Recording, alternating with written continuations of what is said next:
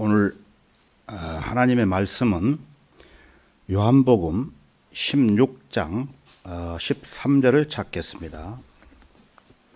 요한복음 16장 13절입니다.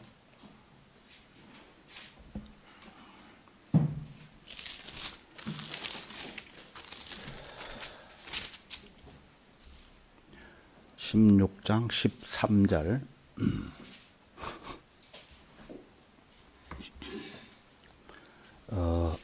다 찾으셨으면은 제가 천천히 읽겠습니다. 그러나 진리의 영이신 그분이 오시면 너희를 모든 진리로 인도하시리라. 그분은 자신에 관하여 말씀하지 아니하시며 무엇이나 들은 것을 말씀하실 것이요 또 너희에게 다가올 일들을 알려주시리라. 우리가 지난 주일날 요한복음 14장을 공부하면서 그분께서 또 다른 위로자를 너희에게 주시리니 그가 너희와 함께 영원히 거하리라라는 말씀을 통해서 또 다른 위로자는 누구라고 했습니까? 성령님이라고 말씀을 드렸습니다. 자, 그래서 이 시간에는 그 성령님의 사역이라는 제목으로 말씀을 드리겠습니다. 성령님의 사역. 여러분들이 마음에 감동을 받고 성령님과 동행하지 않는다면 성령께서는 여러분에게 아무것도 알려주실 수 없습니다. 이 문제를 그저 신학적으로만 받아들인다면 아프리카의 포구성 장마나 또는 IT 제도의 기후를 연구해서 얻는 지식보다 더 요긴한 내용들을 배울 수 없을 것입니다. 그리고 또 이것을 경험적인 영역에서만 논하려 든다면 좋은 결론을 몇 개 정도 얻을 수 있겠지만 성령님에 관한 중요한 말씀들을 모두 빼먹고 지나가 버릴 것이 분명합니다. 이 주제는 반드시 성경적이고도 영적인 방법으로 파고 들어야 합니다. 성경은 성령에 관하여 무엇이라고 말씀하십니까? 여러분은 성령에 대해 어떻게 생각하고 있습니까? 또 성령에 관해 여러분은 얼마나 알고 계십니까? 우리는 우선 성령님이 존재한다는 사실부터 확실히 인식해야 합니다. 예수님께서는 직접 성령이 존재하심을 증거하셨고 아버지와 아들과 성령이라는 말씀을 여러 번 하셨습니다. 하나님의 말씀 속에는 성령에 관한 많은 언급이 들어 있습니다. 우리 구주께서 광야로 가셨을 때 그분 안에는 성령이 충만한 상태였고 성령으로 능력을 받으셨습니다. 그리스도께서는 성령의 능력 안에서 자신의 사역을 수행하셨던 것입니다. 그러나 우리는 우선 구약에 기록되어 있는 성령의 활동에 대해 알아야 합니다. 그분은 창조 사역에도 참여를 하셨습니다. 태초에 하나님께서 하늘과 땅을 창조하셨느니라 많이 들으셨죠? 창세기 1장 1절. 그래서 땅은 형체가 없고 또 공허하며 어둠이 깊음의 표면에 있으며 하나님의 영은 물들의 표면에서 거니시더라 이렇게 말씀을 하셨어요. 그리고 다양한 시대에 걸쳐 성령께서 사람들의 마음에 역사하시고 그들을 거룩한 사역으로 인도하시는 모습이 구약성경 곳곳에 나타나 있습니다. 성령께서는 늘 인간들과 다투시면서 그들을 좀 더 높은 차원으로 끌어올리려고 애쓰셨습니다. 구약시대에 일어났던 위대한 부흥들은 모두 성령님의 사역의 결과였습니다. 구약성경 스가랴 4장 6절에 가서 보면은 그러자 그가 내게 대답하여 일러 말하기를 이것이 수룹 바벨에게 하신 주의 말씀이라 힘으로도 아니요 능력으로도 아니며 오직 나의 영에 의해서니라 만군의 주가 말하노라고 말씀을 하고 계십니다. 선지자들이 하나님의 말씀을 전할 때도 성령께서는 그들과 함께 일하셨습니다. 암흑의 역사의 암흑기에 하나님께서는 위대한 인물들을 부르셨고 성령께서는 그들에게 사람의 죄를 지적하고 하나님의 목적을 전파할 능력을 부여하셨던 것입니다. 그러나 신약에 들어와서는 성령께서 사람들 속에 거하시기 시작을 하셨습니다. 하나님의 영께서는 침례인 요한과 예수 그리스도 시대에도 이 땅에 계셨고 오순절 때에도 그분의 제자들에게 능력을 주셔서 예수 그리스도를 강력하게 증거할 수 있게 하셨던 것입니다. 그리고 그로 말미암아 허다한 사람들이 주 예수께로 돌이켰던 것입니다. 우리는 옛적에 성령께서 사역하셨다는 사실을 알고 있어야 합니다. 자, 두 번째로는 우리는 오늘날 그분이 무슨 사역을 펼치고 계시는지를 알아야 합니다.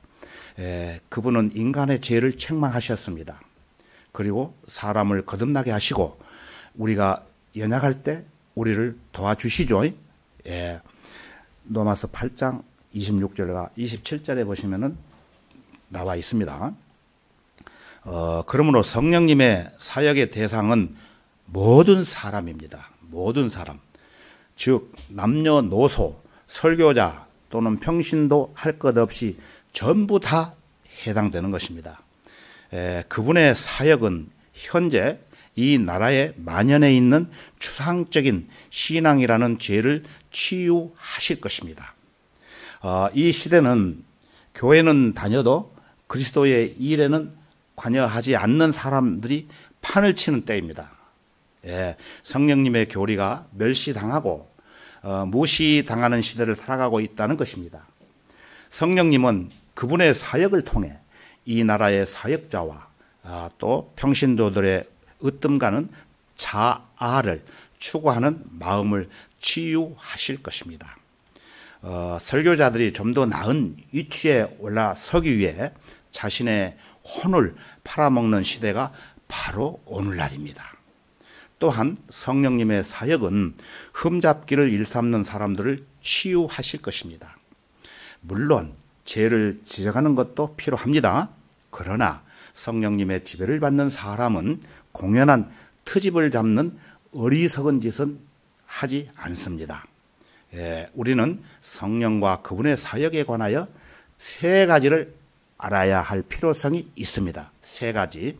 그 첫째로는 성령께서는 믿는 자들 속에 거하신다는 것입니다. 누구든지 구원을 받으면은 하나님의 영께서는 그 사람의 마음에 들어가셔서 거기에 거하시기 시작을 합니다. 요한복음 14장 16절과 17절에 가서 보면은 또 내가 아버지께 기도하겠고 그분께서 다른 이로자를 너희에게 주시리니 그가 너희와 함께 영원히 거하시리라. 진리의 영인 그를 세상은 영접할 수 없으니 이는 세상이 그를 보지도 못하며 또한 알지 못하기 때문이라.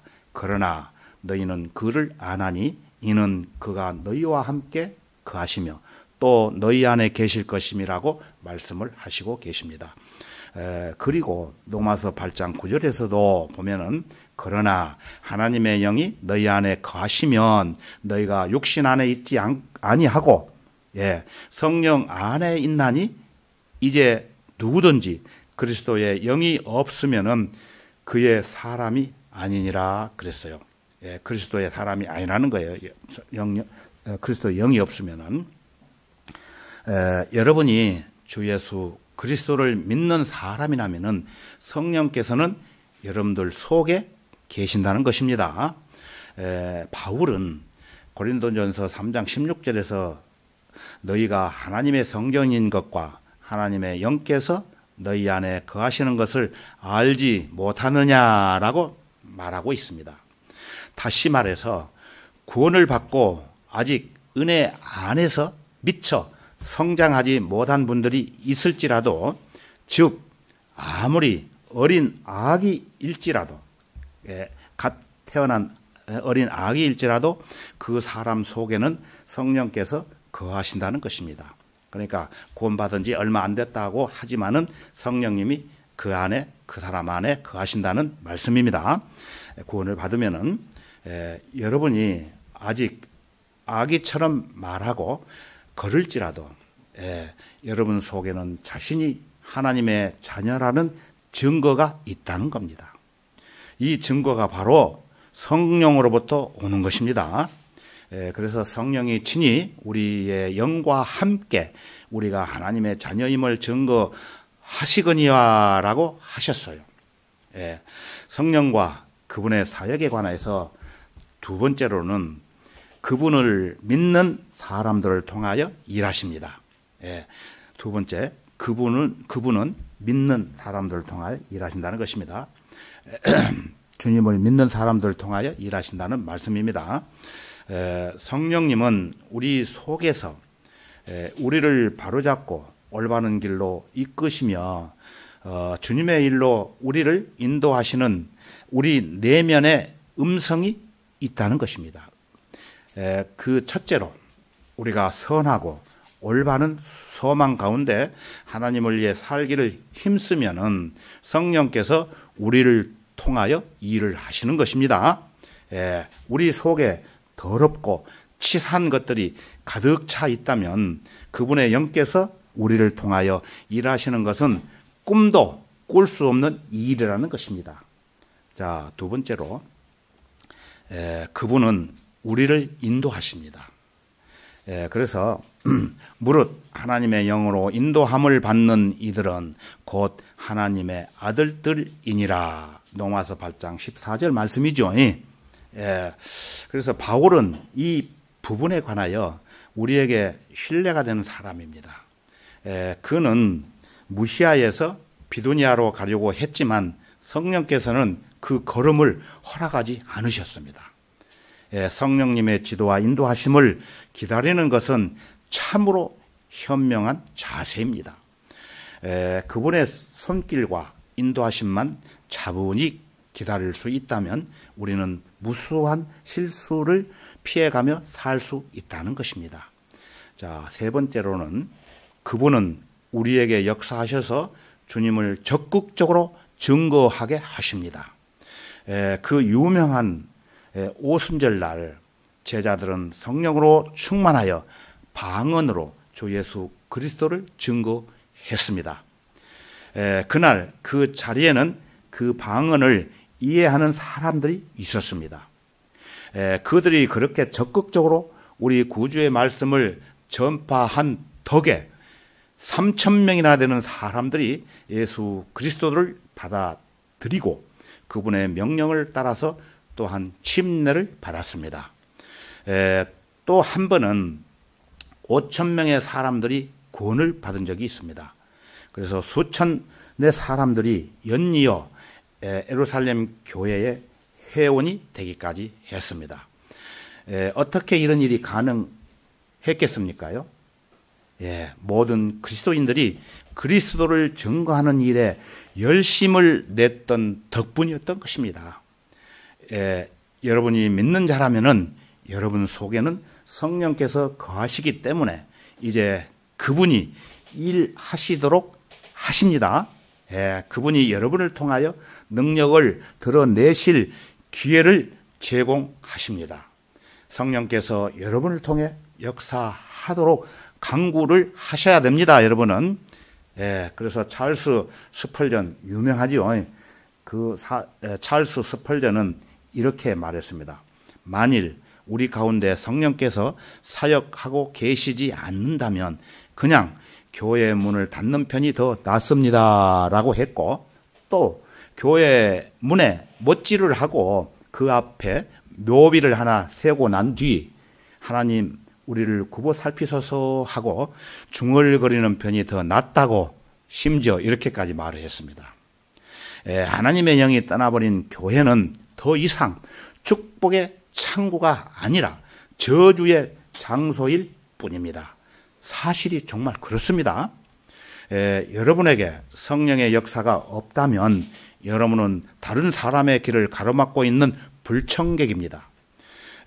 혹은 열매 맺는 나무가 있어야 할 자리에 그 자리를 빼앗고 서 있는 열매 없는 나무와 같다는 것입니다. 사랑하는 성도 여러분, 성령께서 여러분을 통하여 역사하시도록 기회를 제공해 드리십시오. 자신을 하나님의 손에 유용한 도구로 내어 드리시기를 바랍니다.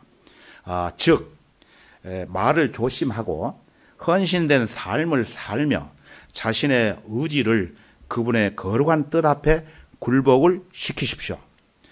성령께서는 여러분을 통하여 일하시기를 원하십니다. 우리는 오직 성령 충만을 통하여 그분의 일을 제대로 수행할 수 있습니다.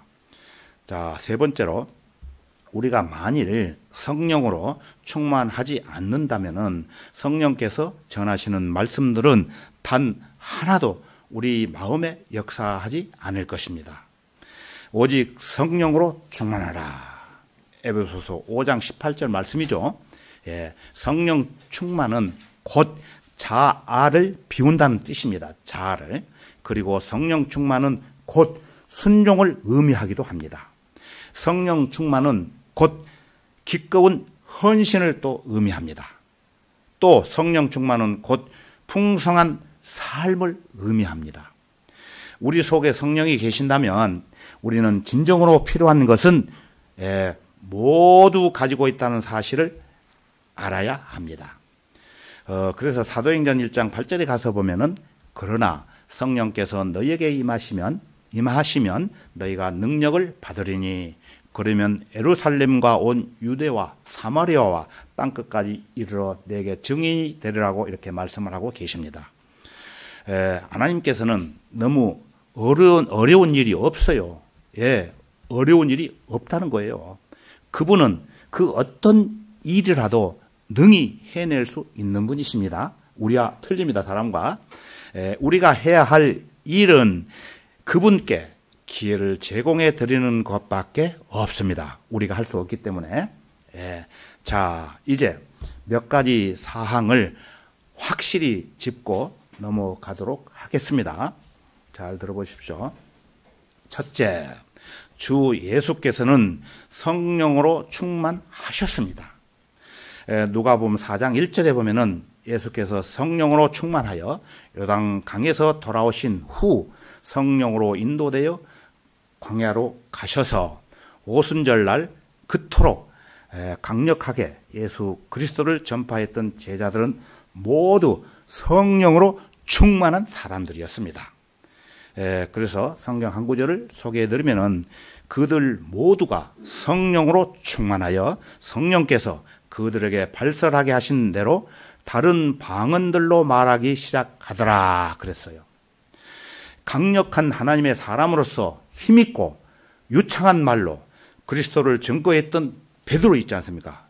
베드로는 당시 성령을 정적으로 의지하고 있는 상태였습니다. 충만한 상태였다는 것입니다. 사도행전 4장에서 그때 베드로가 성령으로 충만하여 그들이 기도를 마치자 그들이 함께 모여있는 곳이 진동하더니 그들이 모두 성령으로 충만하여 담대하게 하나님의 말씀을 선포하더라고 했습니다. 그 짧은 생의 기록으로 수많은 사람들의 인생을 변화시킨 여러분 스테판 아시죠? 스테판도 성령으로 충만했던 사람입니다. 사도행전 7장 55절에 가서 보면은 그러나 그는 성령으로 충만하여 하늘을 주시하며 우러러 보니 하나님의 영광과 예수께서 하나님의 오른편에 서신 것을 보고 그랬어요. 또 성령은 바나바에 관해 이렇게 말씀하십니다. 이는 그가 선한 사람이요 또 성령과 믿음으로 충만한 사람임이라. 그러므로 많은 무리가 주께 더해지더라 그랬어요. 바울은 또 어떻습니까? 바울 잘 아시죠? 사도행전 13장 9절에 가서 보면은 그때 바울이라고 하는 사울이 성령으로 충만하여 그를 주목하고라는 말씀으로 기록이 되어 있습니다. 이코니움에 있던 제자들은 이런 말씀으로 묘사되고 있습니다. 제자들은 기쁨과 성령으로 충만하더라 그랬어요. 하나님의 말씀은 이를 얼마나 중요하게 다루고 있는지를 모릅니다. 하나님께서는 그분의 백성들이 모두 성령으로 충만하길 원하고 계십니다. 저는 어느 책에서 이런 글귀를 접혀 있는 그 글을 한번 읽어봤는데요. 그리스도인이 성령으로 충만하지 않는 것은 죄다. 성령으로 충만하지 않는 것은 죄다라고 그렇게 써져 있는 것을 봤습니다. 여러분, 정말 그럴까요? 성령으로 충만하지 않는 것이 정말 죄가 될까요? 우리는 이 사실을 깊이 숙고해 볼 필요가 있습니다. 무디는 이런 말을 또 남겼습니다. 무디, 저는 100명의 혼들을 그리스도께로 이겨오는 것보다 교회에 속한 그리스도인들을 각성시키는 하나님의 도구로 쓰임을 받고 싶습니다. 제가 만일 100명의 그리스도인들을 일깨워서 주님을 섬길 수 있는 나름대로의 은사들을 발견하도록 하고 성령 충만을 강구하게 만든다면 이는 곧 수천 명의 핵심자라는 결과를 불러올 것이기 때문입니다. 라고 말을 남겼다는 것입니다. 그리고 무디가 필라델피아에 갔을 때 한 여인이 무디에게 다가와 이렇게 물었답니다. 무디 씨, 여자도 성령의 능력을 힘입을 수 있는 건가요? 그래서 무디는 그녀에게 그렇지 못할 이유가 어디 있느냐고 하면서 하나님을 위해 일하고 싶다는데 능력을 주시지 않을 이유가 무엇이겠냐고 반문을 했답니다. 남자와 똑같이 여자들에게도 이 능력은 필요하다는 거예요. 그 무디의 말을 들은 그 여인은 이렇게 또 대답을 했대요. 그럼 그 능력을 강구해야겠군요. 정말 그래야겠군요. 제 남편과 제가 맡고 있는 주일학교 학생들이 아직 구원받지 않았거든요. 그로부터 일주일 후 그 여인이 다시 무디를 찾아와 이렇게 말했답니다. 제가 해냈어요. 주님께서 저를 축복해 주셨어요. 제 남편도 구원 받았고요. 주일학교에 나오는 아이들 5명도 주님을 영접했답니다. 이는 모두 그 여인이 성령의 능력을 강구한 결과였던 것입니다.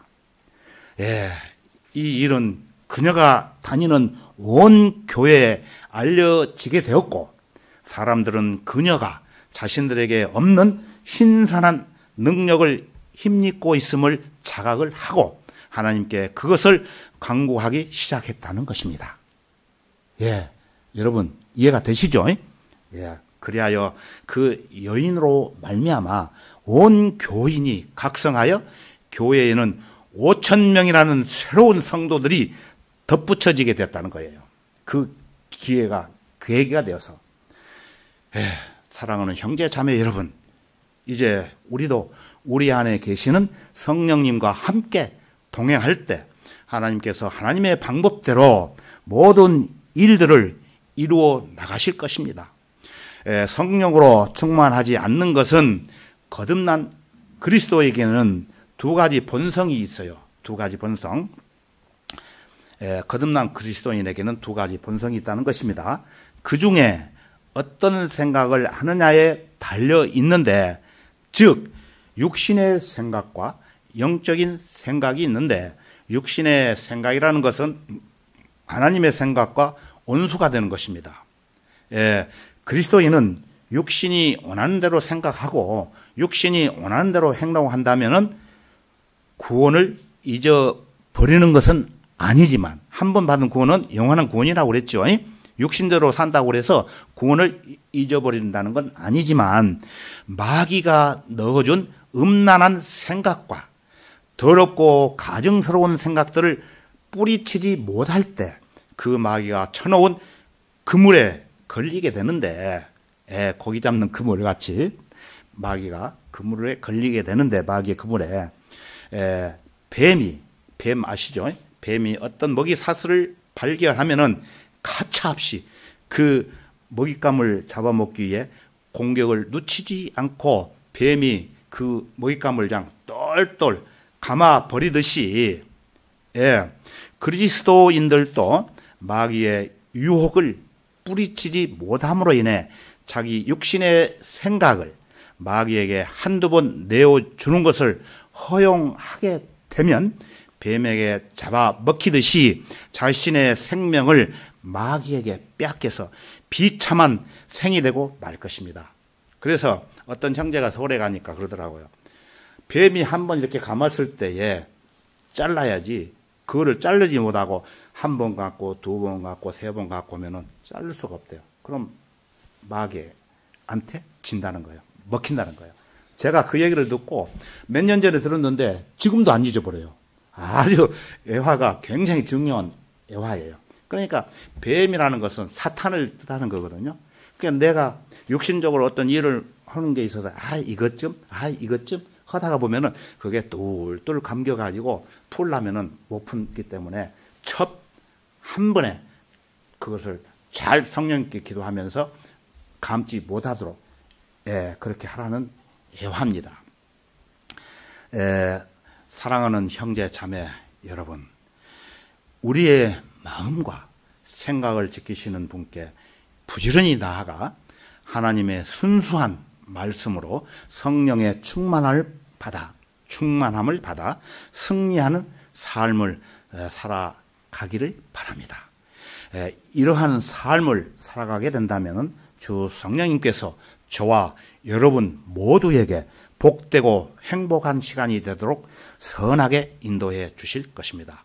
이제 우리 모두 주님의 몸된 교회 안에서 같은 믿음과 같은 생각으로 또 하나님께서 주시는 성령의 충만케 되시기를 간절히 소망하는 바입니다. 다 같이 기도하겠습니다.